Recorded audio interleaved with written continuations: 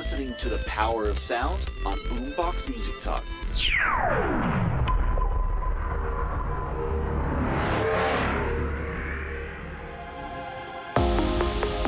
I think at the end of the day, Peter was kind of like a poet at his core. Yeah. And, he kind of was able to channel that and turn it into something that was really beautiful in a lot of ways.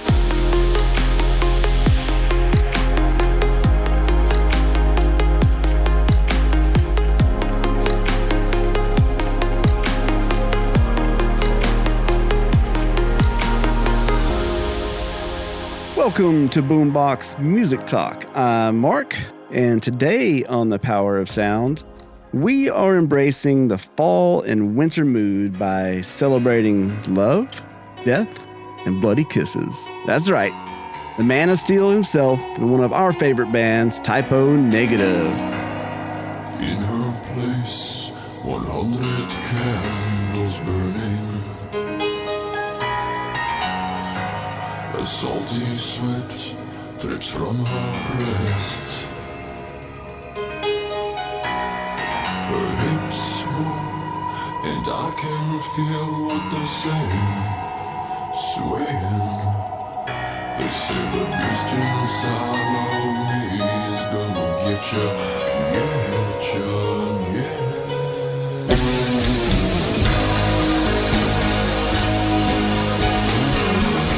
And joining me on this journey is someone who is a fellow talent acquisition manager, a mentor of mine in the area of recruiting for design, a kindred spirit, and a good friend, Mr. Bret Cococcia. Welcome to the show. Thank you, brother. Those words are way too kind. I don't deserve that, but I appreciate it. You do. You helped me, even though I was doing some design recruiting before. I was nowhere near the level once you and I started working together, and you helped a lot, big time for me to then take that on to new opportunities that really propelled my career in a way. And I will never, there's how there's these certain people along your journeys that just influence you in ways that you can look back and go, okay, there's these 5 or 6 people that are really impactful to your journey in life for whatever avenue you're talking about. And not only did you really help in that sense, but also me and Chris, who was with me on the podcast for a long time, my ex, we were going through a really hard time when you and I were working together at Capital One.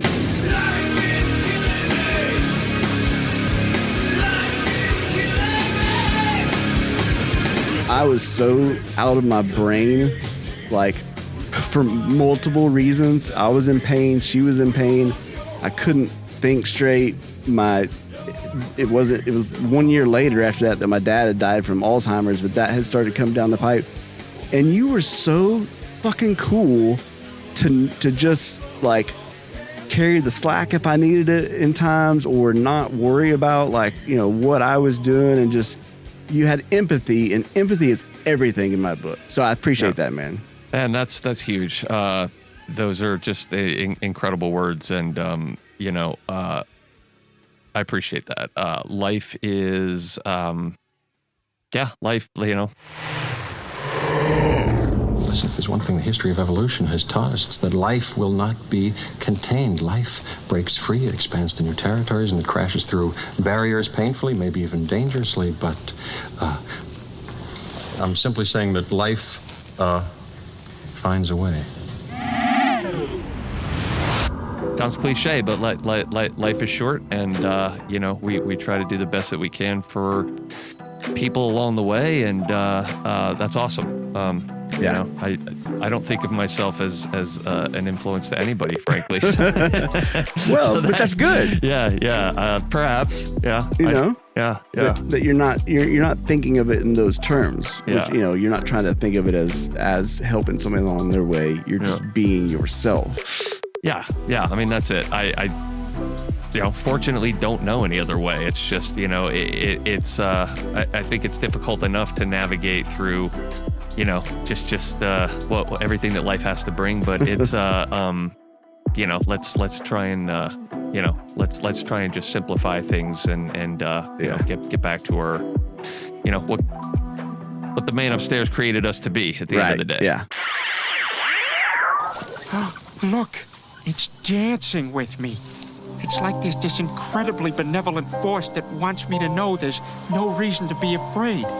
Sometimes there's so much beauty in the world, it makes my heart burst. It's just some trash blowing in the wind. Do you have any idea how complicated your circulatory system is? Yeah. Well, and the other cool part is everybody who really knows me knows this about me, but I have a very wide network of people I know, but my friend circle is very small. And he is an expert on magical circles. And I suck at meeting people, especially as an adult. But even when I was younger, like I always, you know, I was popular because I was good at sports or I played music and I had older brothers that played music. And so people would come to me and so I would make friends. But especially as an adult, making friends, male friends, because I've always had a lot of female friends. Yeah, that's right. Making other male friends is an odd concept to me. Yeah. It's just an odd. It's a weird thing to approach. At least I'm trying to change. I made a friend this year, and last month we went out for a pastry, and just recently I hosted a small group of people in the office kitchen. That was 30 seconds ago. You just kicked everybody out. And so once I discovered your love of music and then got to the typo negative of it all, I was like, oh, fuck. Okay, it's on now because, I mean, honestly, it's hard, especially in Texas, you know, to find people that are into something like typo negative, right? Yeah. No, I can see that. I mean, I think it was just hard in general. It's such I think a unique, I don't know what you want to call it, you know, a mindset or a group of individuals that can really like appreciate a particular genre of music and B, maybe even a more esoteric part of that genre, right?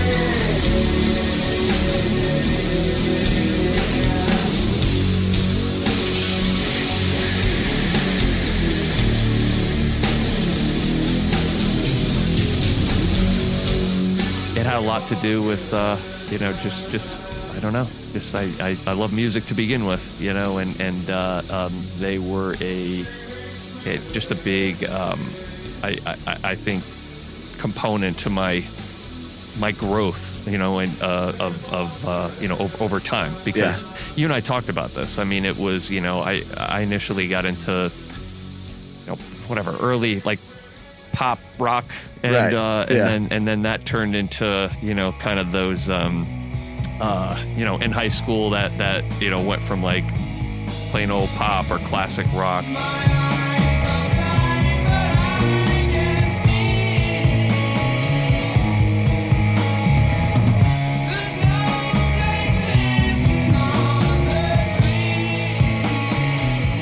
to now you know, like the grunge period and the grunge bands.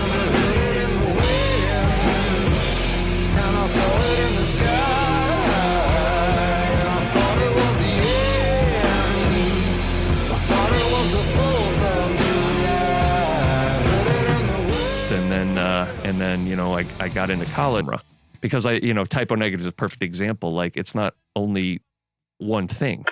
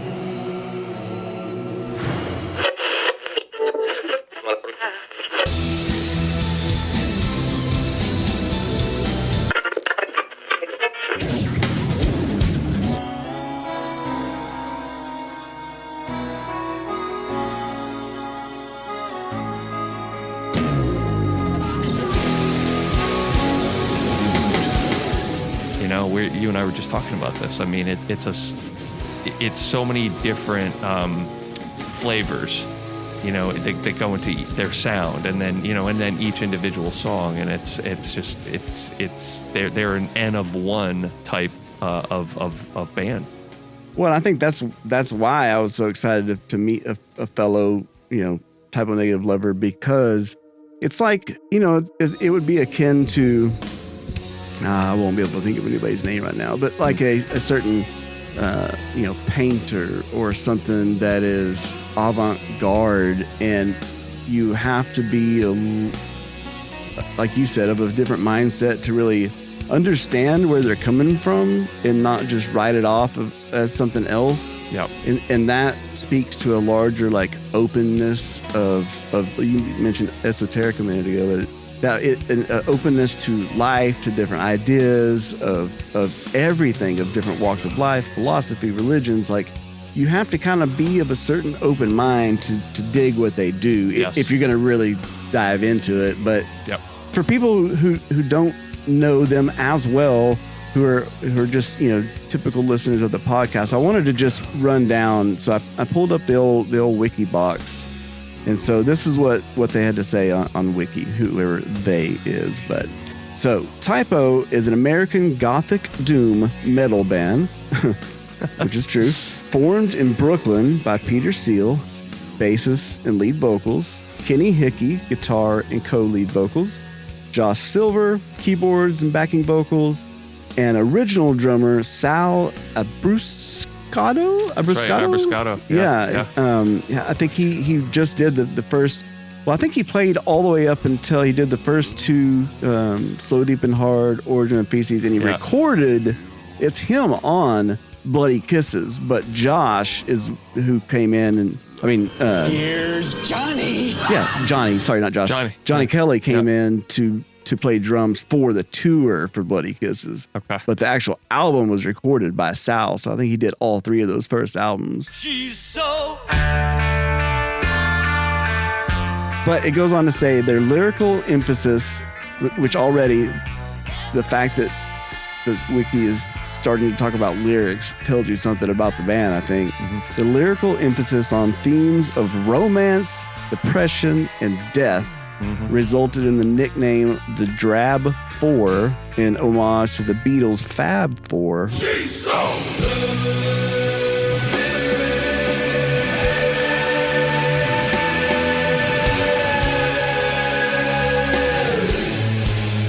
which is awesome.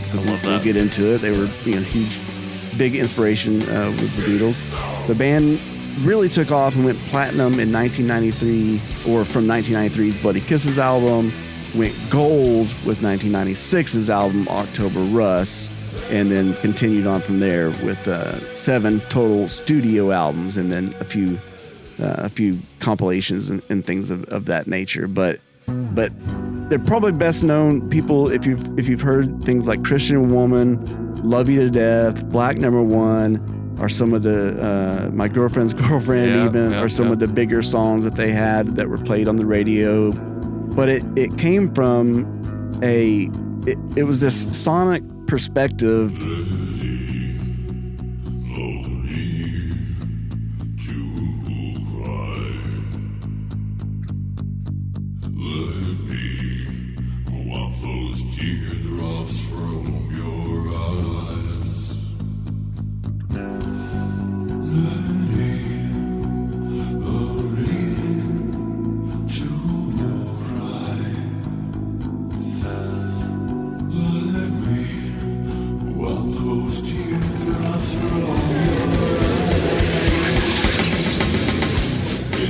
From Peter's wide vocal range, from that dynamic low register that sounded like nobody else, that Gothic approach, even with his little rolling R's that he would throw into things.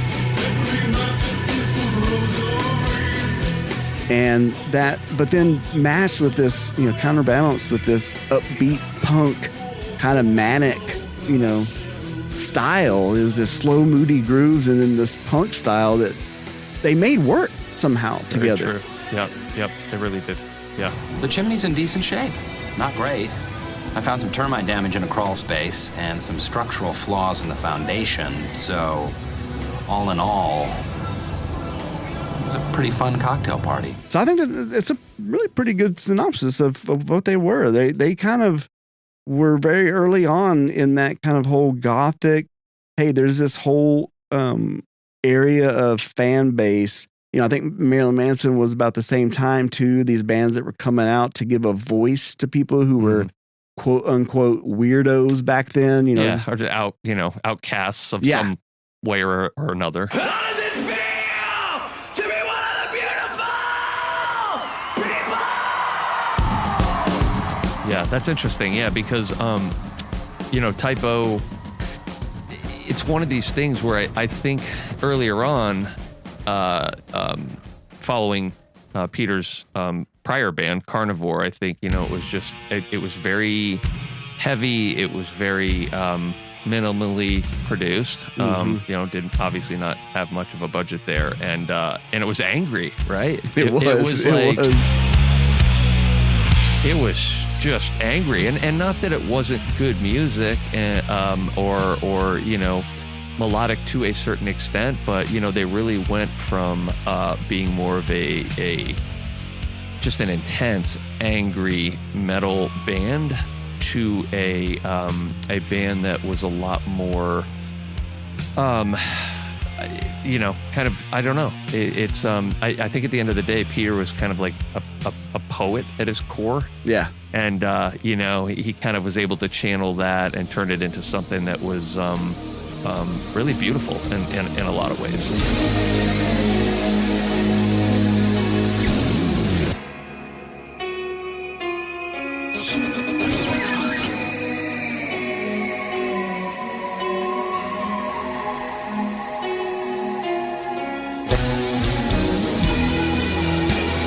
You know, while there was just sort of like, I don't know, these like, you know, overtones or undertones or whatever the word is of anger initially, I think as the music developed, if you will, and matured, you know, it just became more, I don't know, it just, there was some sort of